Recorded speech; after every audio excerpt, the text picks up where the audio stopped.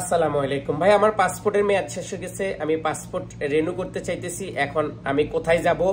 আমার পাসপোর্টের কয় মাস মেয়াদ আছে আমি বুঝতে পারতেছি না। আমার পাসপোর্ট আমার কফিলের কাছে আমার পাসপোর্টটা আমাকে দেয় না, এই জন্য আমি মেয়াদ চেক করতে পারি না।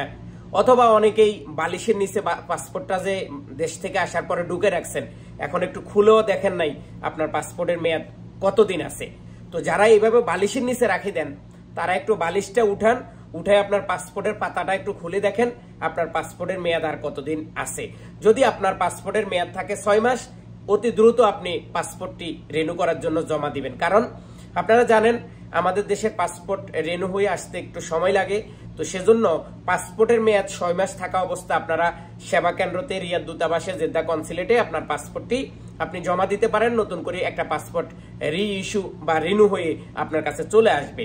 তো এবার আসুন, যারা পাসপোর্ট রিনিউ করবেন, যারা সৌদি আরবের মধ্যে আছেন, তাদের জন্য আমি এই ঘোষণাগুলো দিতেছি। আপনার পাসপোর্টের মেয়াদ নাই, পাসপোর্টের মেয়াদ শেষ হয়ে গেছে, আপনি ইমার্জেন্সি দেশে যাইতে চাইতেছেন, এখন পাসপোর্ট রিনিউ করতে দিলে কতদিনে আসবে, A to Z এই ভিডিওতে আপনাদের জন্য থাকবে। সর্বপ্রথম, পাসপোর্ট রিনিউ করার জন্য দুইটা জায়গা আছে, একটা হচ্ছে রিয়াদ দূতাবাস, একটা হচ্ছে জেদ্দা কনসুলেট। যারা রিয়াদ দূতাবাসের আন্ডারে তারা রিয়াদ দূতাবাসে, যারা জেদ্দা কনসুলেটের আন্ডারে তারা জেদ্দা কনসুলেটে। এখন রিয়াদ দূতাবাস কিন্তু পাসপোর্ট রিনিউ করার জন্য তেমন একটা জমা নিচ্ছে না। এটা নিচ্ছে কে? এটা নিচ্ছে রিয়াদ দূতাবাস অনুমোদিত সেবা কেন্দ্র।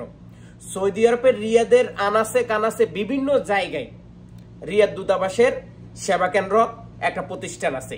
সেই সেবা কেন্দ্রতে আপনি জমা দিলে তারা আপনার পাসপোর্টটা রিনিউ করে দিবে। এবং যারা দূরে আছেন, রিয়াদ থেকে অনেক দূরে আছেন, দাম্মাম, আল হাসা, বিভিন্ন জায়গাতে, তারা সব সময় আমাদের রিয়াদ দূতাবাসের ফেসবুক পেজ ফলো করে রাখবেন।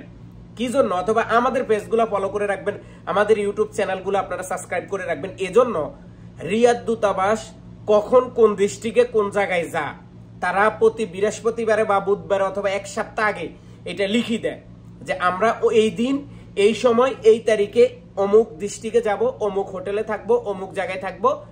আপনারা যারা বাংলাদেশি আছেন সেবা নেওয়ার জন্য আমাদের এখানে আসতে পারেন। তো সেজন্য যারা রিয়াদের মধ্যে আছেন তারা দূতাবাসে যোগাযোগ করবেন, সেবা কেন্দ্রতে যোগাযোগ করবেন, এবং জেদ্দা যারা আছেন জেদ্দা কনসুলেটে যোগাযোগ করলে আপনারা আপনার পাসপোর্টটা রিনিউ করতে পারবেন। এবার আসুন ভাই, আমার পাসপোর্টের মেয়াদ আছে মাত্র 2 মাস, আমি এখন ইমার্জেন্সি আমার বাড়িতে যাইতে হবে, এখন আমি কি করব? আপনি চাইলে সৌদি আরবের 50 রিয়াল খরচ করে 1 বছরের হাতে লিখিত, আপনি 1 বছরের হাতে লিখিত মেয়াদ বাড়াইতে পারবেন।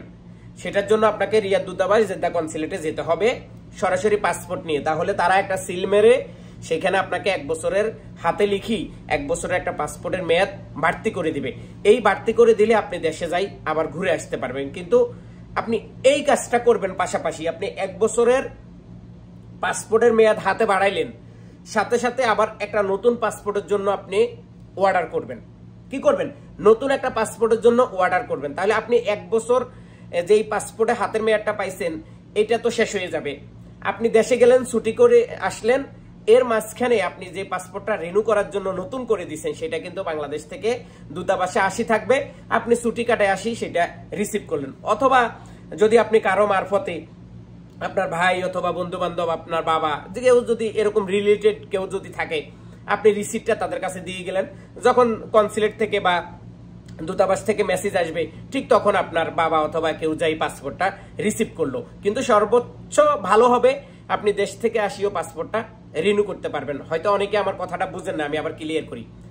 আপনি 1 বছরের পাসপোর্ট হাতে রিনিউ করলেন, সাথে সাথে আরেকটা পাসপোর্টের জন্য অর্ডার দিবেন। কারণ ওই পাসপোর্টটা আসতে 3 মাস, 2 মাস, 4 মাস লাগতে পারে। আপনি দেশ থেকে ঘুরে আসি ওই পাসপোর্টটা পেয়ে যাবেন। তাহলে আপনাকে 2 বার করে আর দূতাবাসে যাওয়া লাগবে না, 2 বার করে আপনাকে গাড়ি ভাড়া দিতে হবে না, 2 বার করে আপনার খরচ হবে না। তো এই ছিল পাসপোর্ট কোথায় রিনিউ করবেন, পাসপোর্টের 1 বছর মেয়াদ কিভাবে বাড়াবেন, পাসপোর্ট আপনার হারিয়ে গেল একই কাজ, একই প্রসেসিং।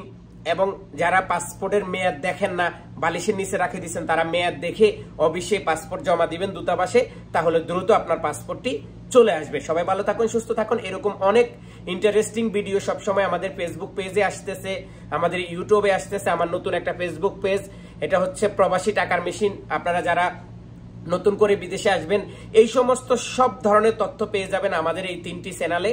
সবাই এই 3টি চ্যানেল ফলো করবেন, লাইক দিবেন, কমেন্ট করবেন, শেয়ার করবেন। তাতে করেই অন্য প্রবাসীরাও এই চ্যানেলগুলা ফলো করবে, দেখবে, তাদের গুরুত্বপূর্ণ বিষয়গুলো আমাদের কাছ থেকে জানতে পারবে। সবাই ভালো থাকুন, সুস্থ থাকুন। আবারও বিদায় নিচ্ছি আব্দুল আজিম, সৌদি আরব রিয়াদ থেকে। আল্লাহ হাফেজ।